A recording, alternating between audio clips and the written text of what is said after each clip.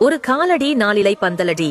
அதற்கு ஔவையாரின் பதில்: 8.25 லட்சணமே எமனேறும் பரியே, மட்டில் பெரியம்மை வாகனமே, முட்டமேற்கு கூரையில்லா வீடே, குலராமன் தூதுவனே ஆரையடா சொன்னாயது.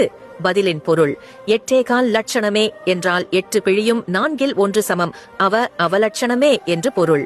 எமனேறும் பரியே என்றால் எமன் ஏறும் வாகனம் எருமை, அதனால் எருமையே என்று பொருள். மட்டில் பெரியம்மை வாகனமே என்றால் மூதேவியின் வாகனம் கழுதை, அதனால் கழுதை என்று பொருள். முட்டமேற்கு கூரையில்லா வீடே என்றால் கூரையில்லா வீடு குட்டிச்சுவர், அதனால் குட்டிச்சுவரே என்று பொருள். ராமனின் தூதுவன் அனுமனாவார், அதனால் குரங்கு என்றும் பொருள். ஆரையடா சொன்னாயது என்றதும் இரு பொருள். நீ சொன்னது ஆரைக்கீரையா? யாரை பார்த்து இப்படி டீ என்று சொன்னாய்? அப்படி என்று கேட்டார். அந்த கேள்விக்கு பதில்: ஆரைக்கீரை என்றும் என்னை மரியாதை இல்லாமல் டீ கூறியதற்காக ஆரையடா சொன்னாயது என்று பதில் கூறினார்.